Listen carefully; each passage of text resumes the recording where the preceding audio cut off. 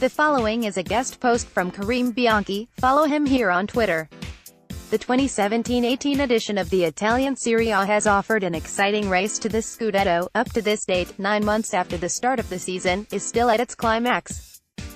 Napoli has now become a Serie A classic, once deemed by Napoli president Aurelio De Laurentiis as the essence of the socio-economic differences between the historically poor south and the rich and powerful north of Italy.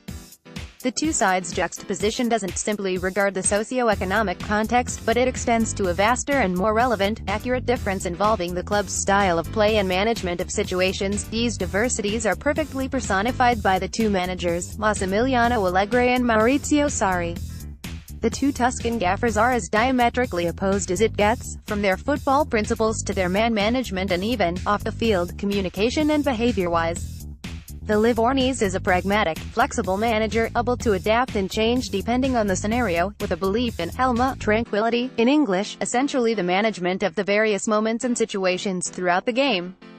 Sarri is the complete opposite, a dogmatic coach that expects his team to impose its philosophy focused on a vertical approach to positional play. The aim is to dictate the rhythm of the game through high-intensity pressing and quick and slick one-touch passing to progress up the field after having invited the opposition to press. Thus far, the encounters between the two managers have always been rousing chess matches, albeit performing the same tactical act and patterns, and with Sunday's match possibly being a title decider, the premises for another enjoyable dispute are all in place. How do Juventus and Napoli arrive at the game form prior to big matches is rarely symptomatic, as teams usually find the mental strength where the physical energy is missing and motivation often exceeds the logic. But notwithstanding the enthusiasm, ignoring the route and results preceding the game would be unwise and even less indicative of the match to come. It's now common knowledge that Napoli purposely lost in all competitions other than Serie A to focus on one objective only and, forced by a restricted squad and lack of rotation from its manager, save physical and mental energy for the league.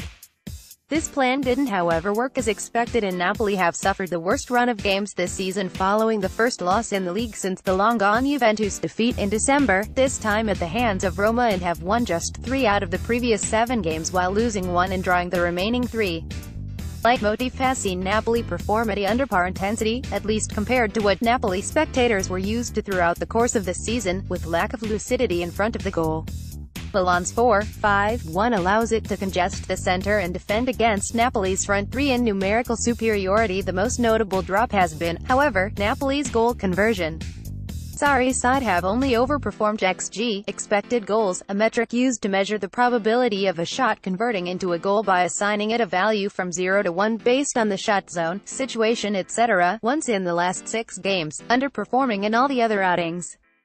This is a sign of the aforementioned lack of lucidity in front of goal, which must be added to the struggles at creating chances. What has furthermore been noticeable in recent weeks is the increase of defensive problems, of XGA, expected goals allowed, and goals conceded, which amount to 5.6 expected goals in 6 games, thus 0.93 XG per 90 and 9 goals conceded. In Napoli's previous 27 matches, it had allowed only 0.50 XG, 90 and conceded 15 goals.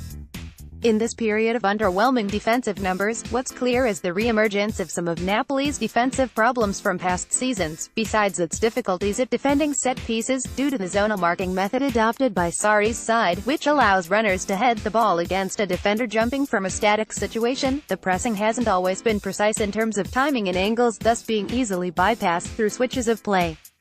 A frequent theme in Milan's recent match against Napoli was in fact switches of play after having attracted Napoli's ball-oriented pressing to one side, to find a player in positional superiority on the opposite flank. Milan bypassed Napoli's pressing after attracting it to one side. Juventus, on the other hand, despite putting up generally decent numbers in both phases, isn't as flawless as the results may suggest. For a team to achieve what Juve has this current season, it must mean that it's having an outstanding season. That isn't entirely the case for Allegri's men, and although results may suggest otherwise, performances don't. It's now common knowledge that the switch to a 4-3-3-4-4-2, depending on the individuals composing the formation, was this year's turning point, as the 3-5-2 was in 2015-16 and 4-2-3-1 in 16-17. Whilst this helped Juve regain some of the missing defensive solidity, it didn't help adjust all of its problems. Specifically, the Bianconeri, regardless of stats, have struggled to maintain compactness against a team capable of sustaining a passing rhythm, inviting players to press an opening space between the lines. Juventus' lack of horizontal compactness against Milan. Moreover, Juventus has looked rather vulnerable during high pressing, stretching its lines and conceding dangerous counters to the opposition. How will Juventus defend? Maurizio Sarri and Massimiliano Allegri's tactical battles always seem to follow the same sketch, mainly due to the fact that the former's dogmatic style doesn't allow his team to be unpredictable from a tactical perspective and therefore making Napoli easily read by opposition managers. In the last 4 encounters, Juve always defended in a compact 4-4-2, focused on maintaining vertical and horizontal compactness in order to congest space between the lines and negate the Partenopes receiving the ball in the half spaces and forcing the ball circulation wide. Furthermore, the generally low block negated Napoli of the needed depth to finalize their possession. Juve's 4-4-1-1 against Napoli with specific marking patterns, Dybala, Jorginho, Khedira, Hamsik, Pjanic, Allen. To disrupt Napoli's build-up in the away fixture, Juventus started off the game by applying a man-oriented pressing which would see Higuain and Dybala respectively press Albiol and Koulibaly whilst covering the passing lane towards Jorginho, whom customarily drops ahead of the centre-backs to form a triangle and invite the opposition to press, with Pjanic ready to step out on the Brazilian in case he evaded the cover shadow. Allegri's team would therefore cut all central passing options and would force Napoli's circulation to the left back, where, being the strong side, Douglas Costa and Khedira would aggressively press Mario Rui and Hamsik. This way, Napoli's build-up would be drawn to the right side, notoriously the weak and less technical flank. Juve's pressing against Napoli. Even when defending deep, Juventus never adopted a passive approach and built a tactical contour zone, making Sarri's side uncomfortable by erecting their defensive wall based on Napoli's weapons. A testament to Allegri's accurate preparation to the match is the way he organized Juve's defense depending on the side in which Napoli's attack started, without ever becoming passive. Whereas on the right flank Juve would allow Callejon, Hysaj and Allen more time on the ball, it overloaded the left side to negate all of the Azzurri's triangle creations formed by the left back, left winger and left center midfielder and combinations between the lines with specific man-marking instructions and vertical and horizontal compactness. Juventus overload Napoli's left flank. Allegri's strategy also revolved around forcing Napoli to cross in the middle, and having only Mertens against 2 centre-backs adept at defending aerial balls. The mismatch was very clear. It could change, however, if Milik were to start. In the last 4 games the Polish centre-forward has shown that he gives his side more attacking options, perhaps even due to the tiredness of Mertens, attacking depth more consistently than the Belgian and thus stretching the space between the defensive and midfield line. Besides that, the most obvious attribute addition he'd give Napoli is aerial ability, inevitably forcing Allegri to rethink his strategy, possibly by inviting his team to be more aggressive when shifting. How will Juventus attack? Especially at home, Juve's plot rarely differs in big games. Midama usually begins the match by looking to recover possession immediately and control the initial 10 to 15 minutes. In the away fixture at the San Paolo, Juve averaged 60% of possession in this time frame, seeking a cushioned goal to rest on in the remainder of the half. Thus, the outline, particularly if Juve scores, can be easily predicted, with Juve defending positionally in its 4-4-2, 4-5-1, depending on the players, and countering to evade Napoli's aggressive pressing, a typical characteristic of Sarri's footballing philosophy. Juve could use the same build-up shape adopted at the San Paolo in December. Therefore at 3-2 with the centre-backs wide and on the same line as Buffon, facing Pjanic and Khedira. Even Napoli's pressing, in which Insigne and Callejon would press the CBs while Mertens marked Pjanic, making Khedira the free man or attracting Hamsik deep, therefore freeing Dybala. This shape stretched Napoli's lines, creating positional superiority behind the first line of press and allowing the full-back space and time to carry the ball.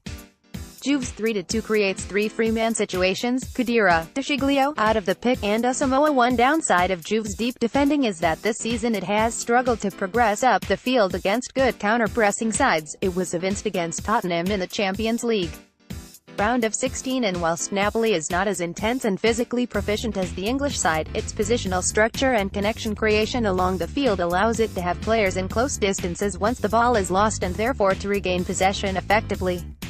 Douglas Costa and Dybala's ball-carrying and technical abilities have often been exploited to evade the opposition pressing and create connections on the right flank, and they might be crucial against this Napoli side, especially to initiate counters, as in the away fixture. However, if Dybala doesn't feature in place of Mandzukic, the now notorious long balls to the Croatian wide target man could be key to progress quickly up the field, directly from Buffon as well.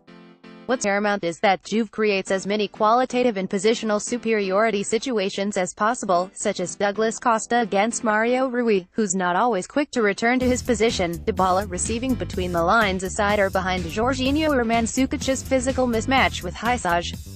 Not a decisive game, but a must-win match. A mini-league made of 5 matches starts on Sunday and we're 4 points ahead of Napoli, therefore the game won't be decisive because there are other points to obtain in order to win Serie A. These were Allegri's words in the pre-match conference. Embraceable words, that are right. However, winning would be a statement not only to Napoli, but to the entire Serie A. Winning would mean putting an end, albeit not mathematically, to the Scudetto race. 2. Crush an entire fan base's dreams, an entire city's dreams, a team that has given up everything to win one trophy, that they won't win.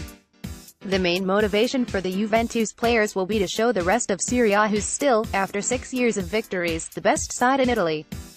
It'd be an invaluable achievement, given Napoli's extraordinary season, to win this year. More than any other year.